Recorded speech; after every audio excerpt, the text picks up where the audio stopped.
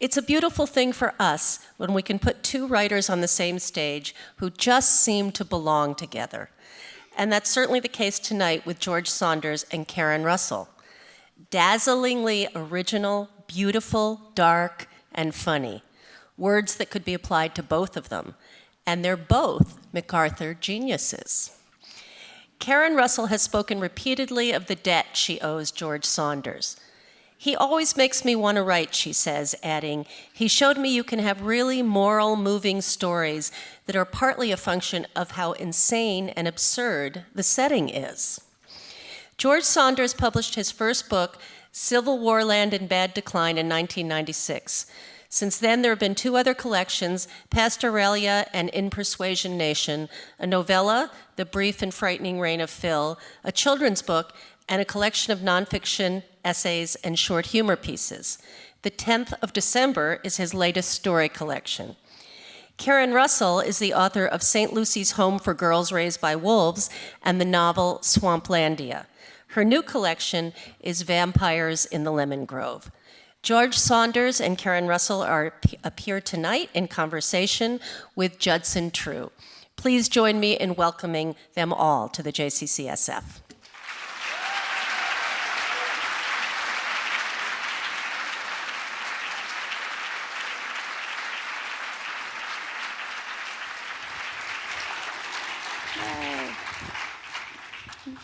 Welcome, Karen. Welcome, George. Great to have you here at the JCC in San Francisco. Nice to be here.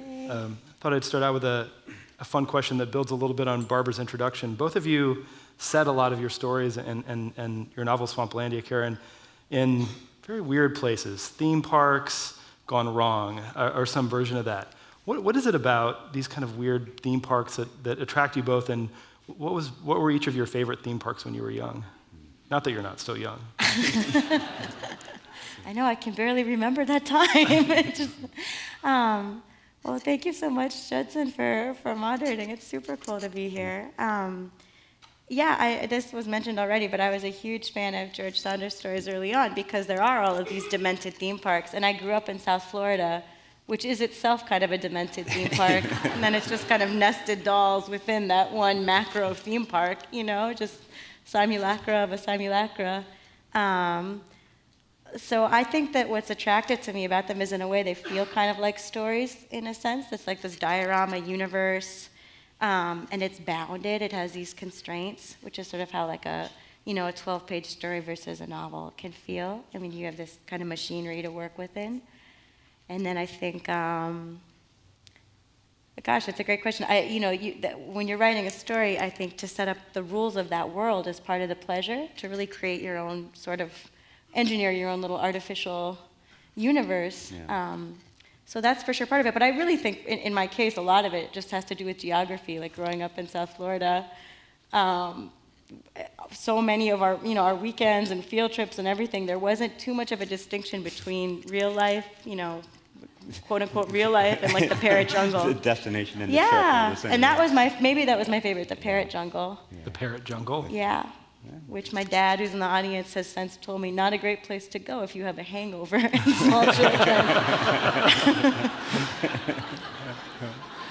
What about you, George? Well, when I was younger and trying to learn how to write, I had this Hemingway fixation.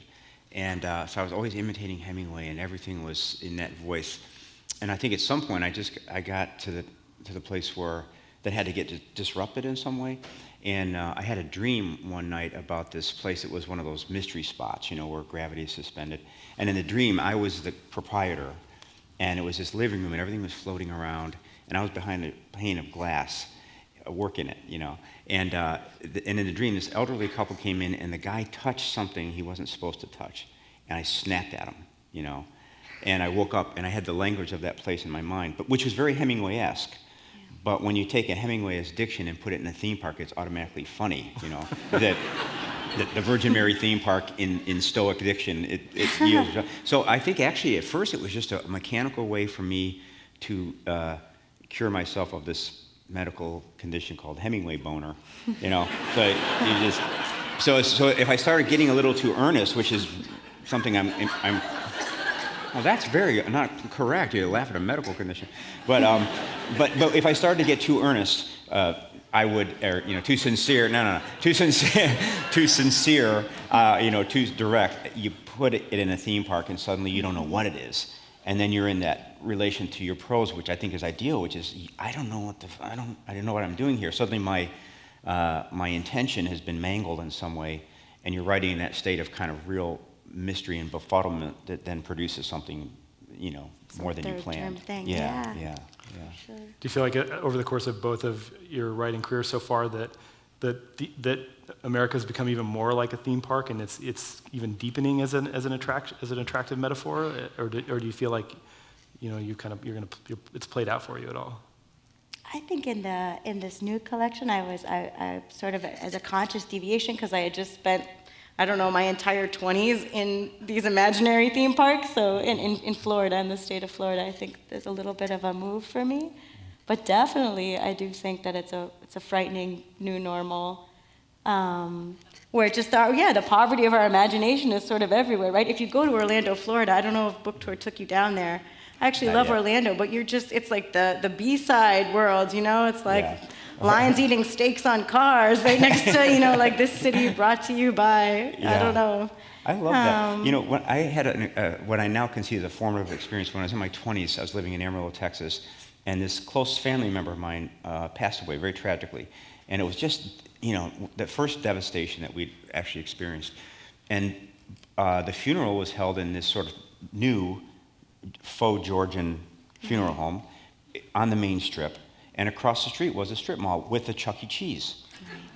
So that, to me, primary American experience now, which is to have all the old classic, emotions, grief, sincere grief, love, and then be in a situation that's sort of hard to reconcile.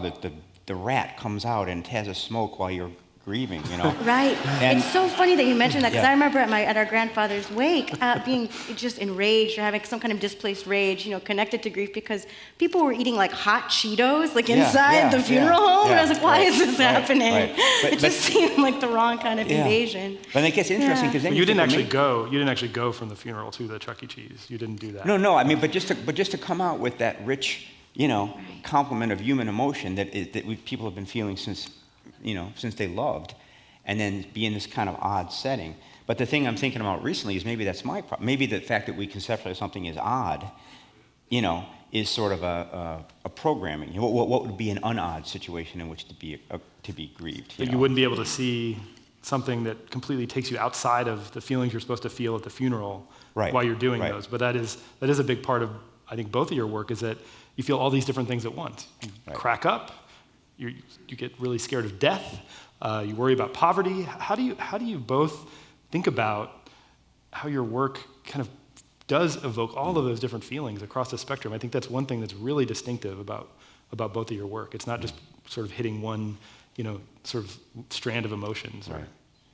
What do you think, Karen? Oh, thank you. It's so funny. I've always loved reading George, because there's that pleasure sentence to sentence where it just feels to me like you're micro-adjusting. I was watching, those guys, you crazy people with your extreme sports on this coast where, they're just, on a Sunday, I think I'll just launch myself off a cliff and fly around.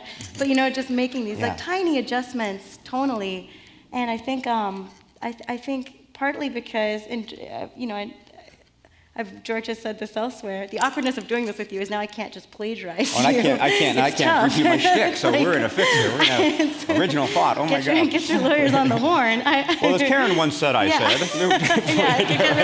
We could do total Baudrillard. But life has so many registers. Life is always multivalent, It really isn't ever. I think that's what can feel kind of false sometimes about Hemingway boner earnestness, is you're like, well, I'm sure sometimes it is that monochrome, but more often than not, you're cracking up, or you're really in grief, or you can have a stab of romantic disappointment even as you're terrified of some, total cataclysm. I think all of that can be happening at once. Yeah. I think, for me, I found that the actual process of writing is to try to keep that kind of thinking suspended. Because I think if you went into a story saying, now I got to remember to get grief and hilarity, then it's a Jenny Craig ratio. Note to self, But I think that for me, it's more like just imagining that you are a first-time reader, you're reacting to your own work, and you're trying to be really friendly to the story, but also sort of hostile to it, and say, how are you doing? And there's a meter in your head saying, I'm doing great. This is so good. The first page is really wonderful. Uh-oh. And then at that point, instead of panicking, you say, all right, dear story, what's the matter? And he says, I suck. No, you don't suck. Be more specific. And he'll say, well, I'm a little boring. You are, aren't you? But then you start to look for the exact point. The place between sentence 3 and sentence 4, or the place in sentence 4 where you've made a kind of mindless repetition, or where you've said something to the reader that she could imply otherwise. Right. Sometimes just plucking that out, so I think that's where the micro adjustment is the perfect way to say it. When you're riding a bike, you're just shifting. And for me anyway, when I'm doing that, the result often will have those things in it because it's too boring for them not to.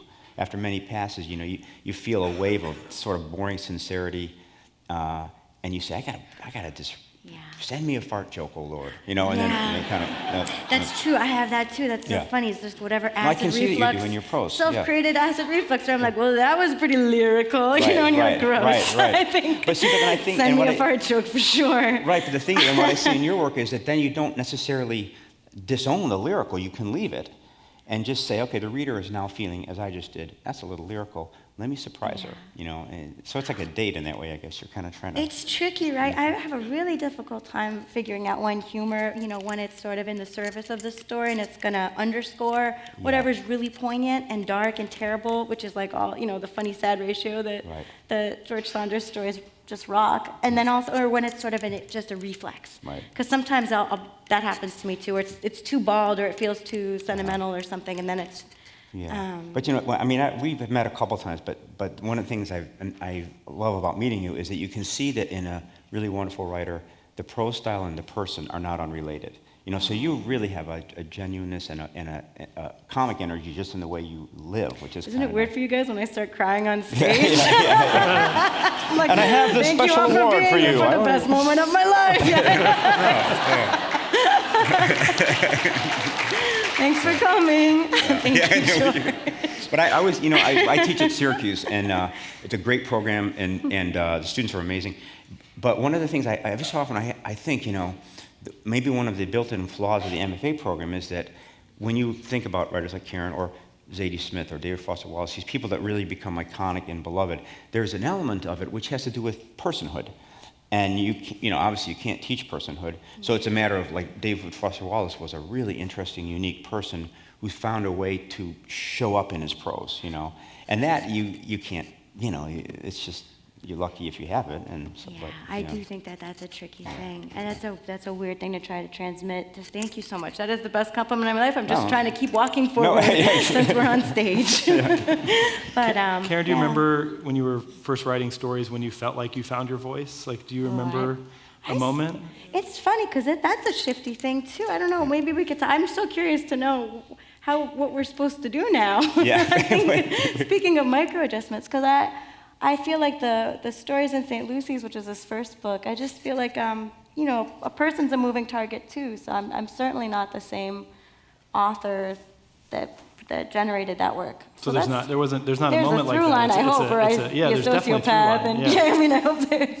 That would be scary. Total dissociation. Maybe now would be a nice time to give everybody a little flavor of each of your great collections. Do you want to read first, Karen? From one of your stories. I think that they're both just amazing collections of stories, and it was interesting for me to read them together because there's some themes that I think are connected too, and I think we have a little bit of that with these two selections. So, if you want to read and set up the story a little bit. Yeah, for sure. Thanks, Judson. So this is called Reeling for the Empire, and I just geeked out on Meiji-era Japan. I was reading about female debt slavery in this book by David Graeber called Debt, which shockingly was of great interest to like everybody in every country. So I've been reading about female debt slavery, and this is sort of like a nightmare of a story. I was thinking of it actually just as a distortion that's really a new way to tell what's sort of a historically true story about these silk workers in Meiji-era Japan. And what was interesting to me was this time when the nation's coming out of this really isolated feudalism. They're being kind of wrenched into trade with the West very violently, and in one generation, after 200 years of being basically, completely isolated, they adopt Western-style capitalism. And there are these young women are sort of duped into working at they believe they're kind of prestigious European-style factories, and the reality is pretty grim. So this is a story about young women who are literally turned into pieces of factory machinery. They're like actually turned into silkworm hybrids, which is not so far horrifyingly from what actually did occur. So nobody needed that much setup. Sorry guys, I'll just start reading now. Now I've explained the joke that I'm going to tell you. Several of us claim to have been the daughters of samurai, but of course, there is no way for anyone to verify that now. It's a relief in its way, the new anonymity. We come here tall and thin, noble women from Yamaguchi, graceful as calligraphy, and short and poor, Hida girls with bloody feet, crow-voiced and vulgar. Entrusted to the model mill by our teary mothers, rented out by our destitute uncles. But within a day or two, the drink the recruitment agent gave us begins to take effect. And the more our kaiko bodies begin to resemble one another, the more frantically each factory girl works to reinvent her past. One of the consequences of our captivity here in Nowhere Mill, and of the darkness that pools on the factory floor, and of the polar fur that covers our faces, blanking us all into sisters, is that anybody could be anyone she likes in the past. Some of our lives are quite bold. Yuna says that her great-uncle has a scrap of sailcloth from the black ships. Dai claims that she knelt alongside her samurai father at the Battle of Shiroyama. Nishi fibs that she once stowed away in the imperial caboose from Shimbashi Station to Yokohama and saw Emperor Meiji eating pink cake. Back in Gifu, I had tangly hair like a donkey's tail, a mouth like a small red bean, but I tell the others that I was very beautiful. Where are you from, they ask me. The castle in Gifu. Perhaps you know it from the famous woodblocks. My great-grandfather was a warrior. Ah, but Kitsune, we thought you said your father was the one who printed the woodblocks, the famous ukiyo-e artist Utagawa Kuniyoshi. Yes, he was, yesterday. I'll put it bluntly, we are all becoming reelers, some kind of hybrid creature, part kaiko, silkworm caterpillar, and part human female. Some of the older workers' faces are already quite covered with a coarse white fur, but my face and thighs stayed smooth for 20 days.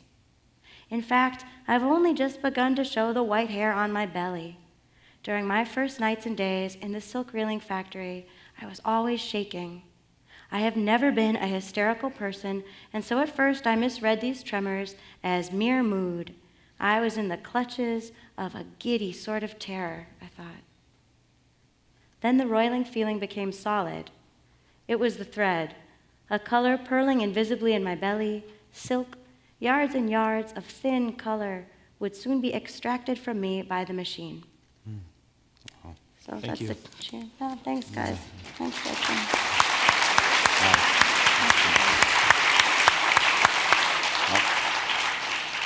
Well, when I come out to read, I always feel self-conscious because my stuff is so dark. So I try to pick something that's not mordant.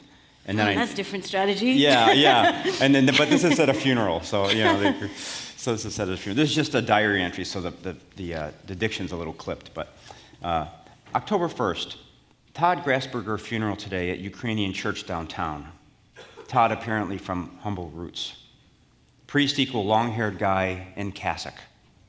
Sings, chants whole service in Ukrainian from memory. As he chants, paces, cassock rope swings. Scary guy, very intense. Sermon, why this surprising? Did you think you were going to live forever? Only difference between you sitting there anticipating the rest of your day and Todd in coffin, bound for eternal home in cold earth, is heartbeat. Feel that, people? In your chest? That is thin line between you and grave. So why do you live like you're eternal? That foolish. You are fools. This scary? This not scary. This truth. This reality. Shouts. Shall we wake up? Shall we? Everyone staring big-eyed at priest, except usual congregants who seem to have heard all before. Priest goes on. Which of us will die tonight? Do we think he's being facetious? That shows we're dopes. Any one of us could die tonight, die right now, suddenly come up short of breath, keel over in pew, be with Todd in earth in wink of eye. Suddenly from downstairs kitchen, smell of roast beef. Happy chatter from church ladies down in kitchen. Smell of roast beef plus sound of pots clanking, plates being set out equal appealing. People shifting in pews due to amazing smell of beef. Todd's two brothers come to lecture and make tributes. Older brother, Todd sweet. Todd funny. Todd a powerful force in his life. We'll never forget wonder that was Todd. Younger brother, yes, Todd super strong person. Todd equal bull. Although Todd could be somewhat firm, Todd did younger brother much good in long run by teaching him how to stand up for himself. That is to say, having been pushed around by Todd throughout entire childhood, nothing can now faze younger brother, i.e. no bully in outside world will ever be equal of Todd. But Todd's so great. Todd the best. Todd's so smart, so good looking. No wonder Todd's mom plus dad always treated him, younger brother, like afterthought. But Todd's so caring, so perceptive, Todd understood this. Would sometimes console younger brother by saying that he, younger brother, was perfectly fine in own way. Often just before breaking pact they had made, RE Wednesday night being younger brother's night to borrow dad's car, thereby ruining younger brother's chance to see a girl he really liked, possible love of life, girl he eventually lost, dope from Selden. Dope whose own older brother, apparently more inclined than Todd to give his younger brother a decent shot at family car.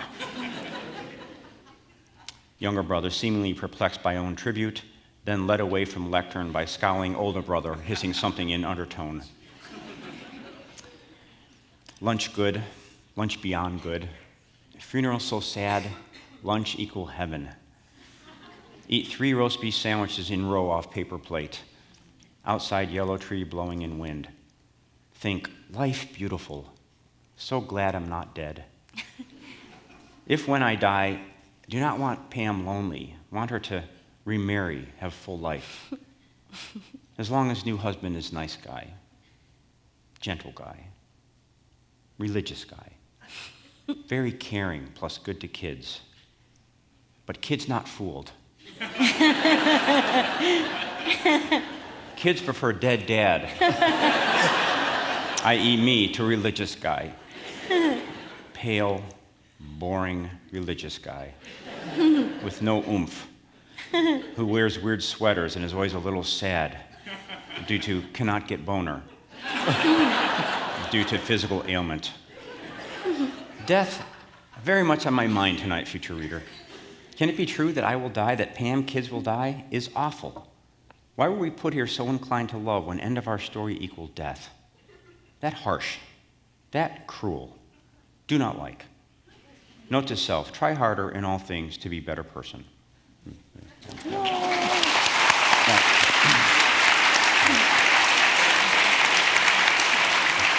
Although that does make two boner jokes in one evening, so I think we've reached the limit on that one. I saw the Hemingway influence too with the problem that the new dad had, kind of like Sun Also Rises. There's definitely still some Hemingway circling back there. That's right.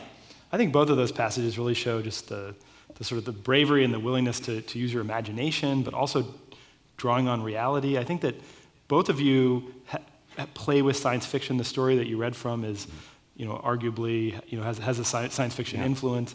How do you consider that fantastical, science fiction-y aspect of your work while you're also trying to do, the serious work of literature, or the things that we expect more from literature than we do from science, from genre science fiction? Right. Well, I think one thing you do is you don't make the distinction, or maybe you focus on the third thing, which for me would be some kind of emotional engagement. So then you're saying, all right, I want to get in intimate communication with my reader by any means necessary. And as you're doing that, you're kind of saying, all right, I'm going to need this, I'm going to need this, and if you subjugate those categorizations to something deeper, then I think you just take whatever out of your backpack that you need. Sort of in the spirit of micro-adjusting that we talked about earlier. If things get a little serious, it's funny. Sometimes the rhetoric of a story needs, for me anyway, needs a kind of Greek chorus that might be a ghost, or the frame of the story has to go beyond life, just for rhetorical reasons within the story, I think. No, yeah, I totally agree. And I was thinking, there's a writer I admire a lot, Jim Shepard. Sometimes he'll throw this amazing Venn diagram up on the board. It's not, super sophisticated, but I think it just is true. Where he often does the same kind of ventriloquy, or he'll have a story, Nazi Yeti hunters, or he'll do some amazing kind of jump. And it's always in the service of getting at some emotional truth. So he'll say, Jim Shepard, neurotic writer dad, Yeti hunter, and somewhere in that Venn, he's got to find his way in. Right. And I do weirdly think it's really similar. A story, I'll have my sister who's here will just call BS on a million terrible ideas for stories that don't come to life because I was unable to plug into something that feels really emotionally resonant or true. Yeah. And that's kind of like a Deepak Chopra mystic answer, but I stand behind it. I think the idea is a big enemy for me. An idea with a capital I is, I say this too much, but it's become my mantra, which is that Gerald Stern quote about if you start out to write a poem about two dogs fucking, and you write a poem about two dogs fucking, and you wrote a poem about two dogs fucking. You connected those dots. I mean, that to me says everything. Because it can't surprise you, right? There's not that incongruous gap you were talking about where, well, now what is going to happen? Yeah. I have just invited these totally disparate elements to collide. What's going to be the result of that collision? Yeah. Yeah. Because otherwise, there's an element of condescension where you say, dear reader, sit there a minute. I've got this manure truck full of ideas I want to dump on you. Right. Yeah. So that's, that sounds good on paper, but of course it's hard to execute that because it's so terrifying to supposedly be a writer, and then not know what you're doing. That's what Bartholomew in that famous essay said. That's your job.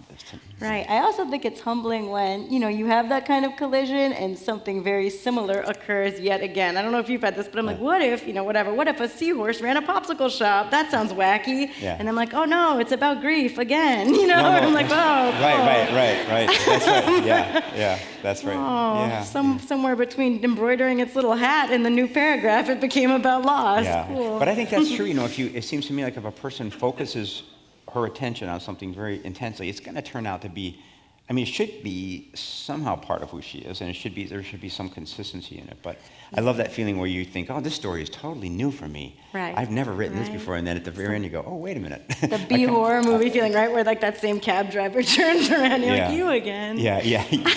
Oh, you grief lady. Check the license plates. It's what you... Yeah. One thing, though, besides the emotion, you're both also amazing at plotting, at keeping PLOTT, not DD, but and keeping it moving. Gotta get that beer where it's going. But and I think how much of that is because you both write so many short stories. What is it about the short story that might make it more plot dependent, or plot is more important for short stories, perhaps? Do you think so? I think that's, at first I have to strongly disagree that I am good at plotting. I think that compliment can go over the enemy to George for sure, and really have always admired that. And I think for me, it's funny, I rely a lot on editors, and other readers sometimes to help me find the shapeliness of a story, because just my process is funny. I'll just generate so much more material than could ever be called short or a story, just kudzu sprawl of stuff, and it takes me a long time to find, the topiary shape inside that kudzu. But I do think that one of the great things about a story and finding a premise that's sort of wacky for me can do this. It's really constrained. It's really bounded then. So, that Reeler story, there's a lot of pressures. There are a lot of narrative pressures on that story. There are these girls, and when I started writing, I was like, well, I know that they are in a factory, and they're trapped there. And so you've got some spatial constraints. There's some sort of weird science fictional, historical, lyrical, fantastical constraints on the voice and stuff like that. And I think that can really help. So then the plot was sort of straightforward. It's kind of like, well, how are they this is an unbearable situation. I'm just gonna keep putting pressure on them inside this box until they have to find a way out. And I have to find that as a writer in some kind of Houdini way, too. It either gets better or it gets worse. Yeah. Usually for both of you, it gets worse. It's usually escalation, right? I think it generally gets worse in a short story, which makes it really scary in life. It turns out then all dialogue feels really fraught and terrifying, I find. They're like, oh, the lake looks frozen today. I'm like, oh my gosh. That's going to New go badly. paragraph. I'm like, it's not. That's going to go. Yeah, I always thought the story world is funny because, it does tend to be downhill. Like if you had Little Red Riding Hood, and the story was, once upon a time there was a little girl and her mother told her not to talk to wolves. And she didn't. That's not much of a story, But it went pretty good. Yeah, it went fine. Wolves were good conversationalists. Everybody was reasonable. George, your plots come out really quickly? Do you kind of just see the whole story and have it just come out? No, never that, no. For me, it's more, I do a lot of revision, a real obsessive revision, and I think the trick is to, if you imagine it as an intimate conversation and the story kind of as a compressed machine, then my job is to rule out the easy, lame plot developments. Kind of like Carol Bly was a really wonderful short story writer, and she came to Syracuse when I was a student. And she said, part of your job is to know what most people would expect and then do something that encapsulates and transcends it. So the example she used to use was that if you have a story where a guy pulls up to a gas station and the attendant is weeping. Now, most of us think, oh, his wife left him. And she said, exactly, that's what you think. So do something else, or do that and be cognizant of the fact that you're sort of disappointing your reader if you do that. So for me, it's about doing a lot of drafts and one, I'll go to one plot point, write it really thoroughly, polish it, and then go, I don't know, come back out and do another one and another one. And at some point you see that there's one so-called plot development that jumps you past to 2 or 3 banal things. And Rivka Galkin said one time that if you do that, you get credit for the 3 banal things. You know what I mean? In other words, everybody goes, yep. And somehow in that intimate, relationship, the reader really appreciates that you've jumped past the banalities and respected her intelligence. So for me, the only way I can do that is by kind of writing out the banalities and then discarding them at some point. But so that makes plot, actually. You go from something, an expectation is generated, the next thing includes and goes past that, and you're like, oh, now we're really going somewhere, Were you trying to do something different with this set of stories? They've had an incredible reaction from the way 2013 started with a cover story in the New York Times Magazine that said, this is the best book you'll read this year, and then you're on Morning Joe on MSNBC at 5 a.m., right? I mean, what was different about this collection for you, or do you think it's just been received differently? Nothing. I mean, the only thing, actually, if we had talked before the book came out, I was wincing a little bit because I thought that the reviews would say he's become a realist. He's softened too much. Because the story and none of them are really realistic, but some of them are a little more realistic. So I was kind of wincing for that. So I think that there might be something to that. But I actually, this is written over 7 years, or maybe 14 if you count that one story that took me 14 years to write. And I think the story you read from took 14 years to write. But I think you just get older. And while the book was written, our daughters grew up, they went to college, and all my fears about what could go wrong, most of them didn't, So I just became aware of a real current of gratitude, and I thought, well, if you're feeling that, it would be kind of weird if you kept it out intentionally, So I was trying in small ways, just at little plot moments, to say, well, is there a way in which things sometimes go well? And so it becomes a technical thing, really. And I think just so over the 7 years that the sum total was maybe a little more something, hopeful, or I don't know, but still pretty dark. But. And Karen, what's it been like for you with the new book of stories coming after the incredible success of Swamplandia? How did that feel to you? And did you write them at the same time? Were you writing the stories during Swamplandia, or did they come after? No, it's funny. About half were written in some form before Swamplandia. I don't know if that's a healthy way to divide one's life either. that Short sort story of or was, novel, yeah, like- or just sort of like before Swamplandia, and then the rest were after. And it was about the same period. I think there's the earliest one in there is about these presidents reborn as horses, and I wrote when I was 25, I think. So it's been about the same. Where did you ever get that span. idea that presidents should be reborn as horses? I think that story is incredible. But it's only some of the presidents, and they have their personality still from when they were president. And then John That's Adams. my happy story. That's the happy one. Yeah, and then John Adams shows up, and everything kind of goes haywire. Yeah, that asshole. I know. It's so funny to do the forensics because people are always curious about that, and I think that's a totally reasonable question. But things are pretty fast moving in the old cerebro. So I think sometimes that origin story can feel like a fiction too. But what I do remember is I had just read this amazing book by Kevin Brockmeyer, who's a writer I love, called A Brief History of the Dead. Oh, yeah, that's a great It's book. gorgeous. Yeah. And his idea is that what would be a brief history of the dead? Oh, it would be our lives, because you're bounded on either side by sort of like roaring eternal darkness. It's actually a very beautiful book. Don't use that on the jacket copy. But what I loved about it was just that it felt so true. He has these people go to like a limbo. When you die, you go to a limbo. You remain there until the last person alive who remembers you also dies. And then, I don't know, then it's just skee-ball to somewhere else. But these people in the city were just like, well, what the hell gives? Like, they had sort of had this faith that it was going to be nothing, or all their questions would be answered. And they found themselves in a place that seemed a lot like this place, where their questions had an afterlife. They were like, well, what are we supposed to do now? I don't know, I'll make the bread. Everybody kind of worked it out. So I had read that, and I guess I was thinking about these powerful men, these presidents who seem so concerned with their legacies in this life being stabled in some kind of afterlife that was as bizarre and baffling as this world.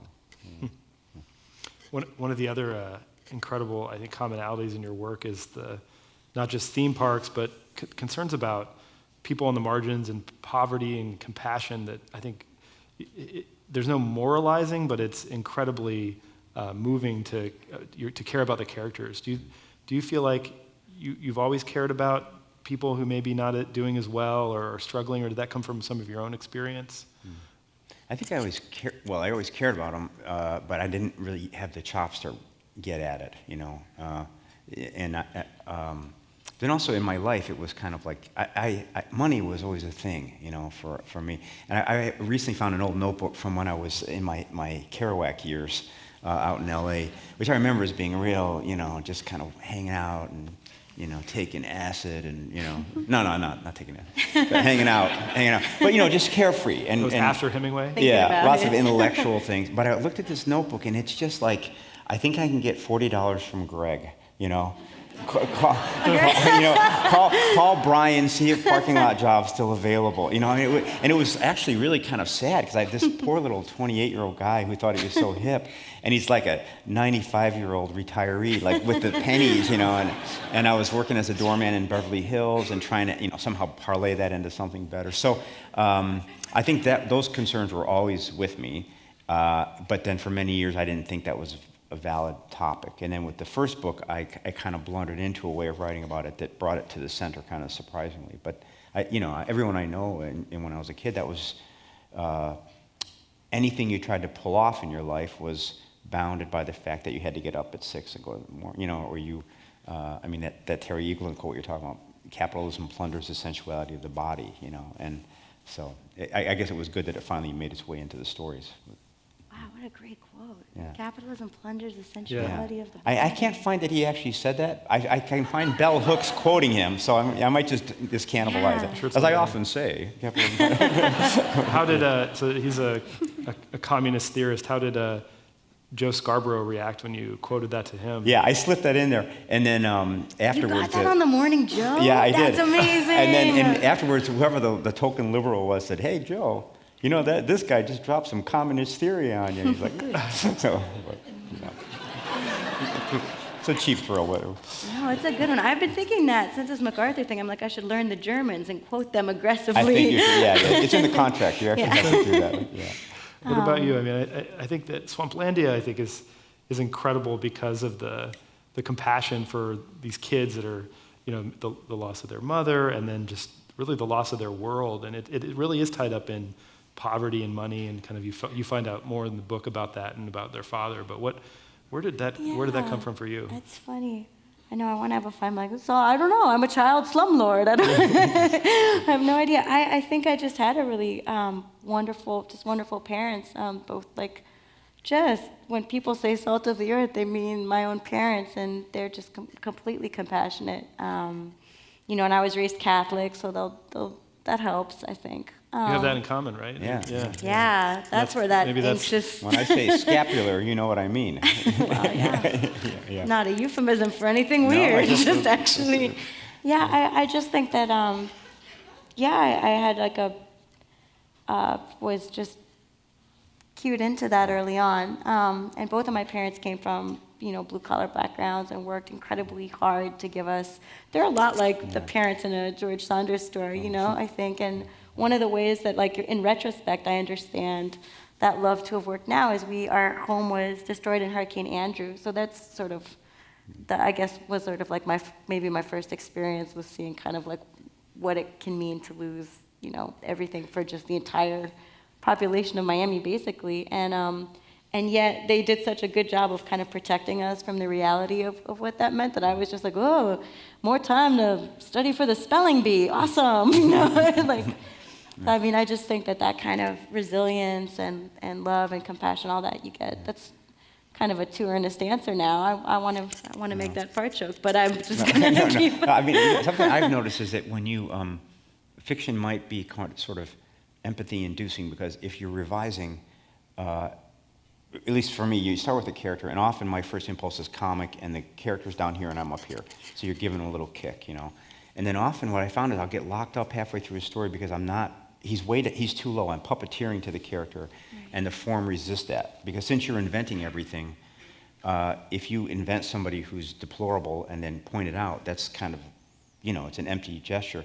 So I've had this experience of a story getting stuck in the middle until I will figure out revising ways to bring him up, onto my level, and then the story can proceed. So I had a story called The Barber's Unhappiness, which is about this ogling middle-aged barber, and I was having so much fun. He was a guy in our town who we had our 2 daughters, and so I was kind of a born-again feminist, and I was having a great time kicking him, but the story locked up because he was so far beneath me. So because I'm not subtle, I have to, make him more estimable. So I just said, okay, he doesn't have any toes on his feet. And that, that was my compassionate stroke for him. And, sorry, buddy, you got to take those off. But what's funny was that all of a sudden he changed for me, It was oh, God, no wonder he's so harsh with women, Right. Or there'd be scenes where it had to be all the toes, though, right? Because if it was just the big toe, you'd no, get over it. Well, I tried that, and then, you 3 toes, 4 toes. But it is funny, because then suddenly he became first an object of sort of pity from me, and then he started becoming me. I started giving him more of my sort of legitimate thoughts and feelings. And then about the time he got up just close to where I was, the story took a turn and it could proceed. So it's really interesting how being honest about your own stories can actually kind of train you in that bit from Philadelphia story, the time to make up your mind about people is never. Likewise with your characters, you can keep coming back. Yeah. Well, thank you very much, Karen and George, for talking to us about your work tonight. We can't wait to hear questions from the audience. So thank you very much.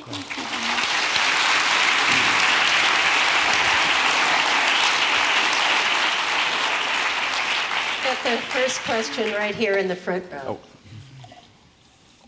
Hi, I have a question for Mr. Saunders.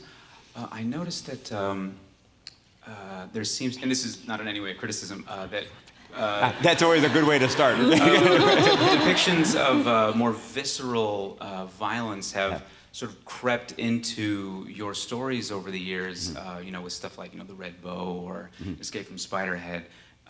And I was wondering if that is any sort of reflection on, the way you perceive the world around you or things in your life happening. I was wondering is that the result of anything or? No, the other kind of mantra I've stumbled on this year was Flannery O'Connor said, a man can choose what he writes, but he can't choose what he makes live. So I don't really like being a violent don't like violence. I'll give you my whole Luddite screed about Hollywood, you know, the whole thing. I don't like it. I don't like cruelty. But somehow, when those scenes get into my story, they light up, you know. So then you'd be kind of a dope if you said, well, I don't want any violence in my stories, and your stories sucked, you know. Then so my thought is, well, you put whatever goes in, and then in the revision process, you're trying to account for it or exploit it or react to it in some way that's humane and kind. But I think you have to be a little bit of a freedom-loving person, and when something uncomfortable gets in, you have to bless it, you know. And so I don't really have any. I think my early stories were really violent too, in a way, you know. So I think you just have to sort of say, I want to get this boat to float, and then you have that kind of uncomfortable moment. You go, oh my God, I did that, you know. So yeah, I don't have any real answer for it except that you do what you have to do to get it to vibrate a little bit, I think. Our next question over here on your guys' right. This is a question for Karen Russell, and I loved Swamplandia, which originally was in St. Lucy's, and I think it should have won the Pulitzer that year.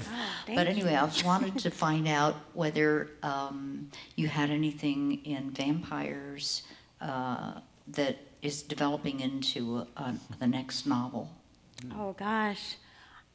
I love, you know, in my like fantasies of how the thing could work, there would be something in there that was just quietly growing without my assistance or knowledge, and one day it would be a novel. Like that is my actual dream. That I've had that dream where like I like turn the computer on, I'm like, oh good, it's done. That's cool. Now I can watch TV. No, you know, I wrote one story in here with fabulous editor Michael Ray of Zoetrope, which everyone here should subscribe to if you don't. It's based out of San Francisco, and that was set in Nebraska. And it's not part of this new novel I've been working on, but it's sort of the same setting and some of the same preoccupations with kind of people's relationship to their landscapes and violence too, in that same, very similar. I'm like, oh, I didn't know that I'd be stabbing, but I feel a frisson. I guess I'll continue. So that's sort of some of the same kind of territory anyway. But I think that I'm happy to say check please with the vampires and the silk reelers and leave them at their current lengths. Trying to turn that story into the novel, I say it was just like playing the accordion badly for a long time. Yeah. So, thank you so much. question, oh, excuse me. The next question's up here to your left. Hi. I really enjoy how both of you can write from the perspective of children. In Swamplandia, the narrator you chose, Karen, and then George, the first one that comes to mind is the kid on a bike in Pastoralia. Mm-hmm. And I'm just wondering how you get there, how you get into those characters. Does any of it come from observation, or how do you write from the point of view of a child? I really just try to remember my own sort of mental phenomenon as a young kid, and maybe exaggerate it 5 or 10%. But I think I had a really vivid childhood. I did a reading in Chicago last year, and the first girl I ever kissed showed up. And luckily, I'd been stalking her on Facebook, so I was prepped, and I could. But we were talking, and at one point, she kind of stepped back and she said, "You have a really good memory for things that happened when we were kids." And I thought, oh, maybe I guess I do. I always thought that everyone did, but I can really remember, thought streams and kind of thought patterns. So when like in this new book, there's a story called Victory Lap, which is a 15-year-old girl. So I just took myself at 15 and changed the gender and put a couple of surface things on, and then kind of wrote it. And at one point realized that I had identified the essence of myself, which was this attitude: what is wrong with all the grown-ups? What's all these divorced alcoholics? Wow. If they don't want to do that, all they have to do is stay married and don't drink. That was that kind of like troubleshooting, like 11-year-old troubleshooting. Yeah. But in doing her, that came, and I've sort of forgotten that I was such a little asshole. But yeah. I love that story so much. I was amazed at that story. It's as if you were 15. I mean, how you were a girl at that age, I do not know. Well, also, just all like the weird cultural crap you import as a girl, where you're like, I guess I'm a princess. I don't know. This was the material available to me to make a fantasy life with, kind of stuff. So funny. It's a fun, strangely It's that hopeful font. That's the font it's happening in. Yeah, it's kind of a strangely hopeful thing, because if you can think your way into the mind of a 15-year-old girl, then we maybe have more in common than we think, you know. Or you can do a 97-year-old Holocaust survivor, and then maybe we're not quite as separate and as we think. You know? Yeah, absolutely. But how about you? I find I'm always drawn to either sort of in Swamplandia, right, this like tomboy alligator wrestler girl, or just like really effeminate, hyperverbal boys. So I don't know. I don't know what that's about. But I think that childhood it's similar, just such a visceral time, really raw, really vivid for me too. It's also interesting. I think people can do 3 or 4. I can do like 3 voices basically. Yeah. So then your trick is to sort of try to tweak them and parlay them so they might maybe 6, and then you'll die and you'll be all right. Isn't that interesting? I did this story, this vampire story. I was like, well, that's an adult. He's like 700 years old. Yeah. It still sounds a little like a teenager, you know? I mean, it's a little like a teenager. Right. And I think too, there's something about, I like to like my characters. I have a harder time writing someone totally despicable, right? I like to empathize with them. And with a kid, there's that like wounded innocence that I think there's a way that we don't forgive it in adults anymore sometimes, you know, if there's someone who's really totally bewildered or baffled. I think that we're hard on ourselves too, you know, you have that contempt. Right. And with a kid, you forgive a lot. Right. So if someone's really having a hard time with loss, or as a kid, you extend your sympathies. That's good. Great question. Our next question over here on your right, near the back. Hi, I was wondering from Karen Russell what you like best about your work, and what's that? No, sorry. Oh, and then George Saunders, what you liked least. Wait, I want to hear more about the rationale of this question. Really. Is it like supposed to be equally hard for both of us? I mean, I guess like when. You know, I feel like everyone has something they really like about themselves and also things they really despise about themselves. And, you know, I feel like a lot of the conversation so far has been like, oh, George, your stuff is so great. But I feel like what's wrong with that? He probably has it's good. Bouncer. I also feel like, you know, you might have a little self-loathing. I do. You know, I think I'm a great person, but I also find myself a little self-loathing. Sure. So I think we should say what we like least about you. Yeah.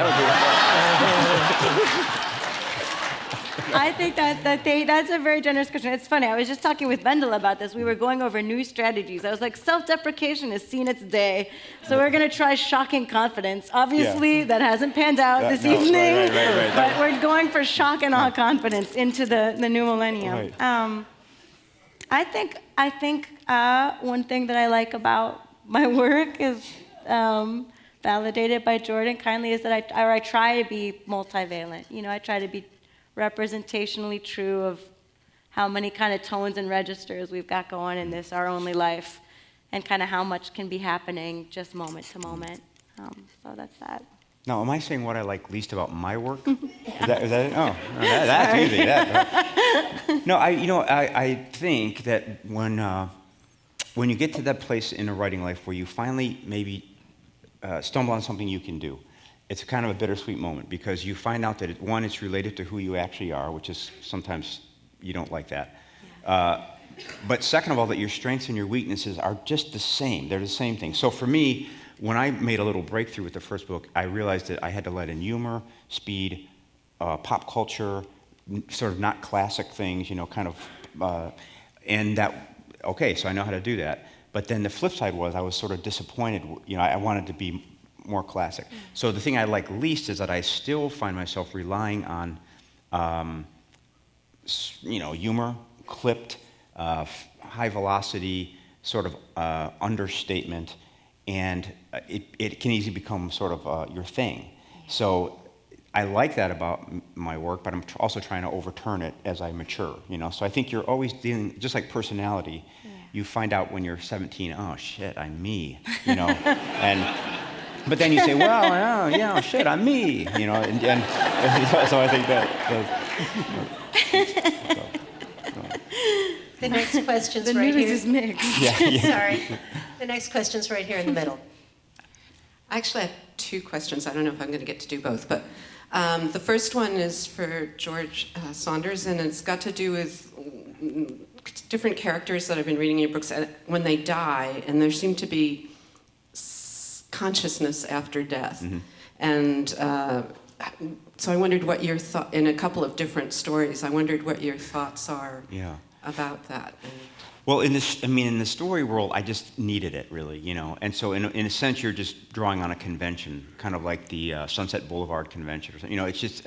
But since I've done that, I'm pretty sure there is consciousness after death. I think it'd be really weird if there wasn't, actually. So, I mean, apart from writing, I'm quite confident that there is, and there's all kinds of ancient traditions that would back me up on that. You know, the Tibetan Book of the Dead, and so on. But in the writing, it's just a technique, you know. It's just like, well, this has been done before. The story, you know, the story doesn't quite seem done yet, and I need to hear from somebody, but it's a first-person narrator who's dead, so am I allowed to have him talk more? Sure, you know. I mean, really, it's just a technique. Yeah. And your second question? It's just about, for both of you, the writing as in a short story form rather than a novel, and how do you always start out knowing that's what you're going to be doing, which form, and why you chose that form? Yeah, I think in my case, I really had novel envy. I was in an MFA program, and I had been writing exclusively stories, and these people had these like long committed relationships to novels that looked so good from the outside. And I had written like 40 pages, and I thought I was Tolstoy, and it was like the longest thing I'd ever written of this story called Ava Russell's The Alligator, that eventually then kind of sprawled into Swamplandia. And what was different about that than the stories I'd been writing is I didn't have that check please feeling. I mean, I was really still completely mystified and kind of obsessed with, and couldn't stop thinking about that world, and particularly this relationship between these sisters. So that, it was sort of, I felt kind of helpless against it. I love that Flannery quote, right? You can't help maybe what you make alive, or maybe people will say things have their own literary DNAs. I'm still trying to feel that out. Now I'm in this awkward long story territory where, what is that? It's like just this gangly... Novellalita. Yeah, completely. I actually, I mean, I only faced up to this reality recently. I wrote a novel when we were first married and we had our daughters were babies. And I was trying to write us, you know, my wife had been married once before to a really wealthy guy, and I was really feeling my kind of inadequacy. So I went to a wedding in Mexico that was really dramatic. There was a radical Catholic priest and a male surfer model, and I thought, this is it. So I came home and I said, honey, I got this. You are sitting on a gold mine. We're going to do this, you know. So, and I wrote this novel. I was, you know, working full time, so I'd come home at night and drink 1 or 2 pots of coffee and a bottle of Boone's Farm if I could come up with it, and write until 4 in the morning, the whole thing. So for about 2 years, and I had a 700-page draft of this book that you'll see how good it was. It was called La Boda de Eduardo, which I think means like Ed's wedding, you know. So I gave it to my wife, and I just remember she read about 3 pages and was just sitting there with her head in her hands like, and really I was so burned by that. I just cannot imagine investing 3 years in something. Really, you know, and then it's true. So. Yeah. Oh. Yeah. It was very painful. The last question is right here on your left. I'm wondering if each of you could describe your writing process. Do you have to set yourself hours that you're going to work? Do you ever have writer's block? How does it work for each of you?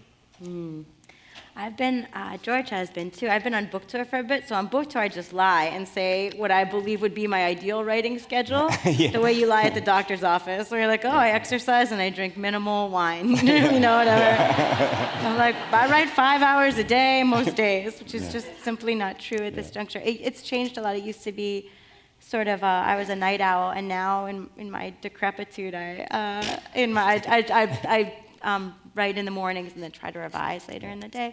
But I wonder if this is true. If you're really into something, that's like all you want to be doing. Yeah. So it really kind of is a function too of how excited I am by something. If it's not going that well, then it's harder. And if it is, it's like that's all you want to be doing. Yeah. The only thing I try to write when I'm happy, and if I'm not happy, I try to get happy. So like, no, I mean, and for me, it's like even just to go to the store sometime and come home, I feel kind of, you know, energized. But I just, the main thing for me is to always have something on my desk. So I think since 1989, I haven't had an empty desk, even if it's just a little fragment. So then the main thing is just to like say, I'm not writing. I'm just sitting here in this room where I write, but I'm just writing. And then sort of pull the story forward and say, yeah, still not writing. I don't have to do this, you know. And then at some point, read a line. And at that point, you're still not writing. You're just reading, but you have an opinion. And there might be a red pen nearby, and then you're writing, you know. You're writing, and you'll work on multiple stories, kind Yeah, of. yeah. I love that. I do that too. Do It's you? weird. Yeah. Because then you never have to work on something that you don't like. Yeah. You can feel, yeah. Because then what good could come of that? That's Right, I just, mean, yeah, that's exactly it's right. a no-brainer. Yeah. All right. So both of our authors will be signing books in the atrium. Thanks to George Saunders, Karen Russell, Judson True, and thanks so much to all of you for coming. Good night.